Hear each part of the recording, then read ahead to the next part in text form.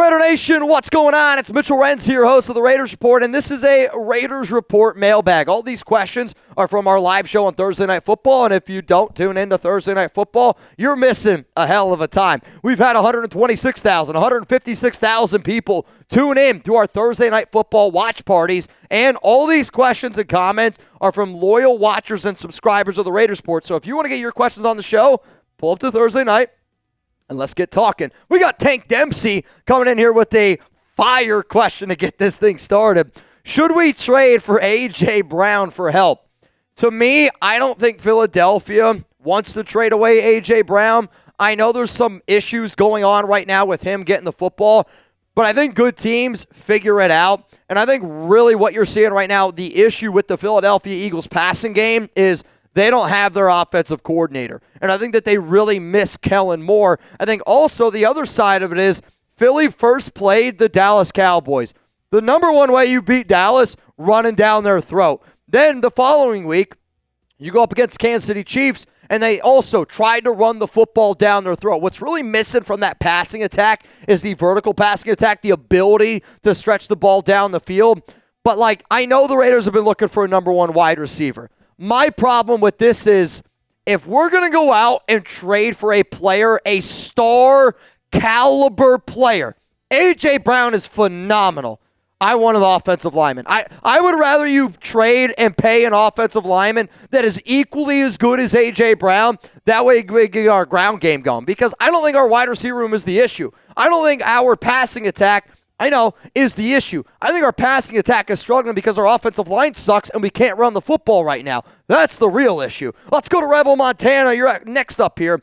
What's the record Raiders face for backup quarterbacks? Oh, man.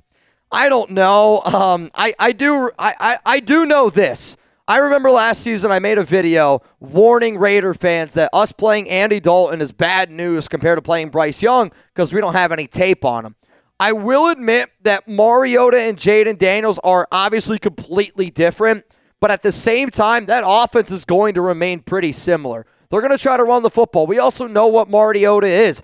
Chip Kelly knows who Mariota is. The Raiders know who Mariota is. And, the backup quarterback situation will always scare me, but at the exact same time, I'm not going to worry about past history, because to me, every time you bring in a brand new regime, you have to just flush out the past history.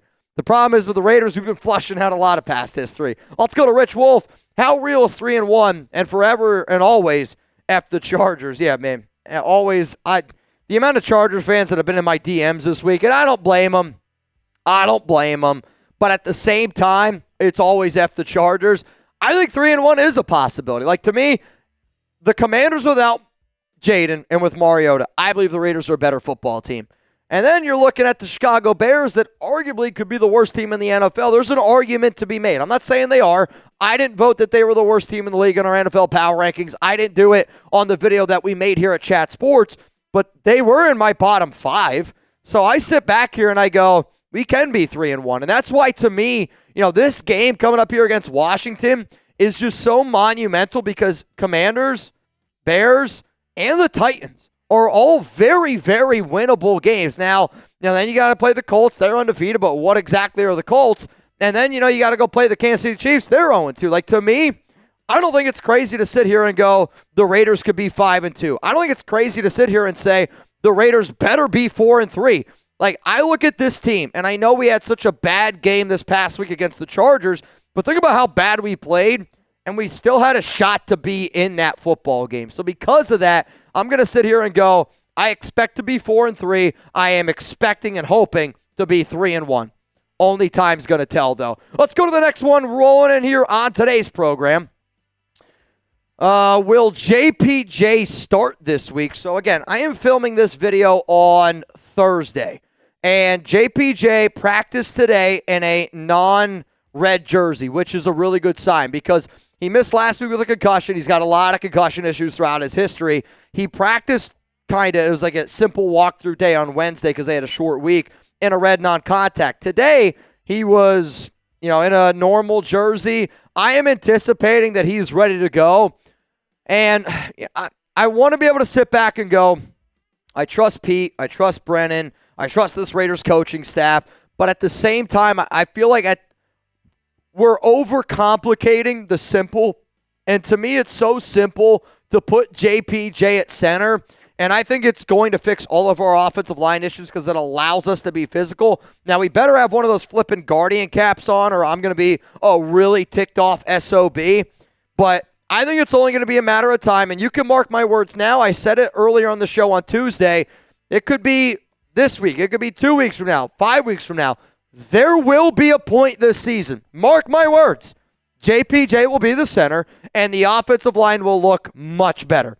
Just like last season when Andre James was there, and then all of a sudden they were like, maybe we should put JPJ at center. When you put somebody that's the best center at center, it's going to make a big difference. So do you want Jackson Powers-Johnson to start this upcoming game? Give me an S for start. Give me an N for no. And I say that because I've seen some Raider fans out there on social media that are going like, oh, well, JPJ struggled in week 1. You're absolutely right, he did. He absolutely positively struggled in week 1.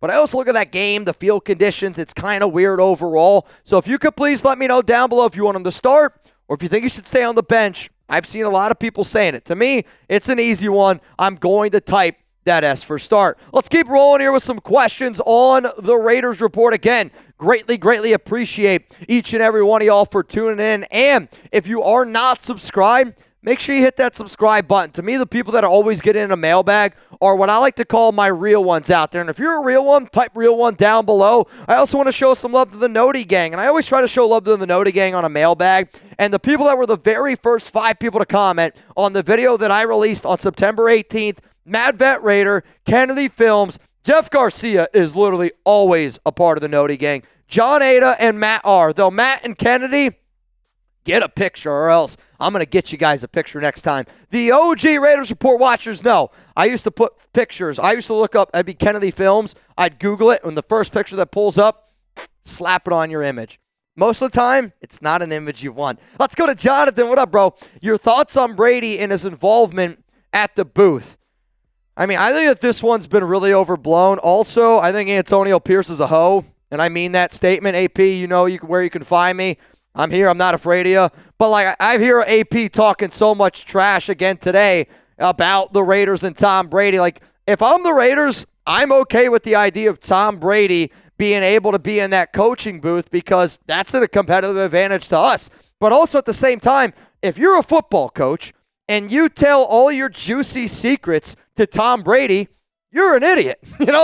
You're an idiot. And I understand, there is the aspect of, well, Brady needs to be able to commentate, needs to be able to do that. You can give those guys information without really fully giving them your entire script. And if there are anybody out there, because AP today, he was like, oh, yeah, Tom Brady used to tell me all this stuff. That just says that that's you.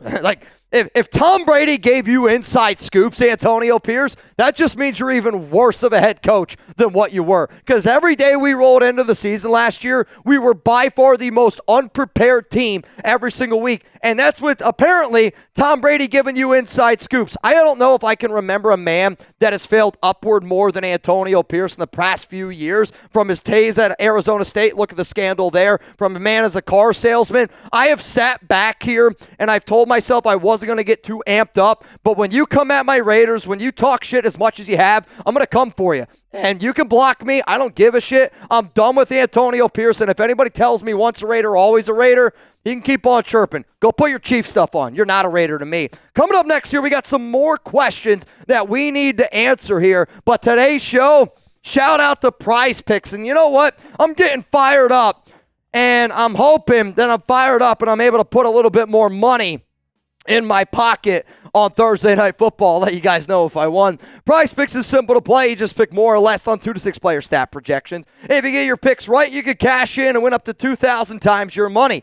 PrizePicks puts their members first, so all withdrawals are fast, safe, and secure. PrizePicks offers Venmo, Apple Pay, MasterCard, and more for quick and easy deposits into your account this football season. PrizePicks invented the flex play, which means you can still cash out even if one of your lineups isn't perfect. You can double your money even if one of your picks doesn't hit. Download the app today. Use code CLNS to get $50 in lineups after you play your first $5 lineup. That is code CLNS to get $50 in lineups after you play your first $5 lineup. PrizePicks, it's good to be right. Now, if you want to see my lineup for this upcoming game for the Silver and Black, Patrick Mahomes, 0.5 passing yards. You can get mad at me. I'm going to take it every single time because it's going to happen. I have Jacoby Myers more than 21.5 in terms of his longest reception. That has happened 5 straight games for Jacoby. And then Ashton Jeanty, more than 3.5 rushing yards on his first attempt. When you look at Jeanty, his first carry has sometimes been his best carry, and then defenses kind of just like lock in a little bit. But it's going to be a physical run. And I think with all the chatter this entire week, I believe Jeanty's going to come out firing. I believe that the Raiders are going to come out being a physical football team. And if this lineup ends up going, it's 10 to pay 60. Now, this is a power play. This is not a flex play. So I need all 3 of these to go for me to turn my 10 into 60. And if you want to roll with that lineup, download the app today. Use code CLNS. Get $50 in lineups after you play your first $5 lineup. That is code CLNS. Get $50 in lineups after you play your first $5 lineup. PrizePicks. It's good to be right. Let's go to my brother from another mother. What up, Night Devil? I think we get our explosive plays back, but I'm hoping for a better performance from the O-line. I'm hoping that we get some of those explosive plays as well. And, I think Gino used a really key word in his press conference on Thursday of we just got to take what's given to us. And when you turn on the film, one thing that I really noticed was just Gino was trying to stretch the ball down the field over and over and over again. I think you also notice how open Trey Tucker is. Trey Tucker needs more opportunities. And I think some of these explosive plays will end up happening. But I'm also hoping that going forward, just from somebody that's done this show so many times of new head coach, new OC, new quarterback, I kind of wish that players would kind of play in the preseason a little bit more, that these offenses would practice the way that they play, because right now the Raiders' offense looks rusty. And I'm not saying that they don't practice, but the way that guys in the NFL teams practice now, it's nowhere close to the way that they play. You can tell me what you want. I've talked to players. I don't give a shit. You can't tell me that they practice the way that they play. I've seen practices. It's nowhere even close. This looks like a rusty offense, and I think with the vertical passing attack and new OC and all these new pieces, it's going to take some time, and it will click. I promise you, it will click, but it starts up front. Let's go to not Ashton Jeanty. Jeanty can't take every carry out of Mostert, Laube, and White. Who do you trust the most? Oh, man, that's a loaded question. Well, Mostert hasn't been active, so if it's a passing attack, to me, if you're telling me Ashton Jeanty's off the field, who I want on the field, probably going to be Dylan Laube, and that's kind of a crazy statement that I'm making, but it's because Laube can catch the football better than Zamir White. And I don't know exactly what's happening right now with Raheem Mostert. He's one of the reasons why I put him as a potential cut candidate, because I heard some rumors that he might not be as involved, and he's been a healthy scratch for 2 straight weeks.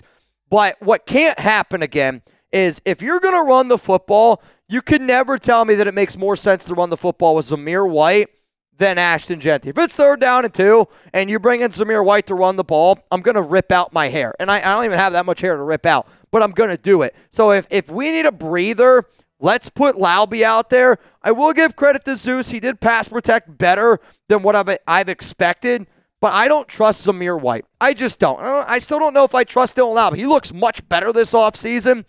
So I guess if I had to answer this question, I guess I got to go with Dylan Laube. But I want to know from all of you. Thank you for making this. Which running back do you trust the most? Type RM for Raheem Mostert, DL for Dylan Laube, ZW for Zamir White. I think we're going to hit y'all with another YouTube ad break. While that ad is playing, scroll on down. Give me your answer. I'm going to type my DL. Let's go to the next one rolling in here from John Fallon, the man that hooked us up with a Raiders Report helmet. Shout out to you, man. The Ashton Jeanty sign helmet is dope, dude. Hey, Mitch, sounds like Greg Newsome might be available from Cleveland. Does he fit our system? Greg Newsome has been a player that I've talked about multiple times this offseason, and I liked him a lot coming out of college. Northwestern guy, which he might be the only good football player to ever come out of Northwestern, top of my mind. I do think that he would help out this team. I really do. The thing that's interesting about Newsome, though, is he's in the final year of his deal, right? So he's in the final year of his 5th-year option with the Cleveland Browns. We we'd basically have to pay him. It's like $1 million, a little bit under $1 million a game at this point. But if you're Cleveland, you're not winning anything this season. So you'd probably be willing to move on from him. Like, I look at the cornerback position as I would love another corner just so, and I think everybody would agree with this statement. If you add another outside corner, Eric Stokes played well last week. That means Kai Blue Kelly can play in the nickel. Does anybody want Darnay Holmes out on the football field? Didn't think so. I want Kai Blue Kelly to play in the nickel a little bit more. So if we were able to add an outside corner to limit Darnay Holmes snaps, I'm on board for it. And I can't be the only one that would be on board for it. Let's go to Malachi B. Mitch. I'm scared that Geno is not going to look confident next week against the Commanders. I mean, I don't know how many people have followed Geno Smith's career, but he's had a lot of really bad games. Like, when you look at some of the Geno Smith games, you're looking at a guy, you're like, that's a top 5 quarterback. And then you're like, well, that guy, he stinks. And he stunk last week. And, yeah, I'm not going to put all the blame on Geno. Geno was not good. It was his 5th or 6th career game with 3 interceptions. But one of my favorite parts about Geno is his mentality and his ability to go, like, imagine if Steph Curry missed 10 straight threes. You think he's going to be afraid to pull up from 3 again? I know I'm comparing Geno to Steph, so maybe it's a little bit different there. But, like, shooters shoot. Geno's going to chuck it. Chip's going to sling the rock. I am not nervous at all in Geno's confidence. Geno's going to be prepared. He will be better. He has to be better. What up, Jansen? You're next up here, man. Offensive line adjustments. Yeah, release 3 guys, sign 3 guys who can actually block. The problem is, I don't think there's 3 guys on the open market I don't know if there's a single guy on the open market that's better than what we have. I actually don't even think it's that complicated of an issue, right? To me, if you put JPJ at center, where he's best at, and if you put Jordan Meredith at offensive guard, where he's best at, I actually think it would correct a lot of our issues. And, you know, like the physicality of JPJ, the concussion issues, they're going to be there. Dylan Parham absolutely, positively needs to be better. And I'm not all that surprised that Parham, you go back at last season, Parham was worse when JPJ wasn't the center. The moment JPJ became center, Dylan Parham was a lot better. And I think it's because when you have somebody that is as powerful as Jackson Powers-Johnson, he gives you push. Problem with Meredith is he's much better in pass protection because he's really good at being able to backpedal. He's not powerful. He's not going to push anybody. So, like, I think when you have somebody like JPJ that's going to push, it helps out Meredith. It helps out, Parham. Miller's over there to lock it down. Sometimes I get very frustrated because I think we're overcomplicating the simple, and I think it's very simple how to fix this offensive line. You put JPJ at center. Let's go to the final one coming here from Crosbula. Any trades you can foresee in the Raiders' future this season? And also, it's time to unlock Genty. It's still way too early to decide what exactly is going to happen. Also, JPJ did practice in full today, so I expect that he's going to play. I just saw the practice report pop up, though. Real quick here, let me look at this practice. Bowers limited, Jeremy Chin limited, DeCamerion Richardson was limited, and then full for JPJ and Justin Shorter, so JPJ will play. I would say right now, if you're the Raiders, you have to consider the idea, like trading away a player. I think the guy to keep an eye on is Dylan Parham because he's been really bad. He's in the final year of his contract. The Raiders have Alex Kappa. They also had Caleb Rogers there as a potential guy, and sounds like they have a little bit more confidence in him to play guard, and I don't think it's impossible that Parham gets benched here in the next 2 weeks if he doesn't pick up his game. So I would say Parham could be somebody to look at as a potential trade-away candidate because I know one team that's interested, and I know one team that's interested. I'll leave it like that. So if you are not going to pull up for our live watch party, I hope that you do. We're going to be live 1 hour before kickoff. Raiders, Washington Commanders. Make sure you're subscribed. Make sure those notifications are turned on. We gave away $2,890 last week, and we had 260,000 people join us. If you want to be a part of the biggest watch party, the biggest Raiders party on the internet, Raiders Report, make sure you're subscribed.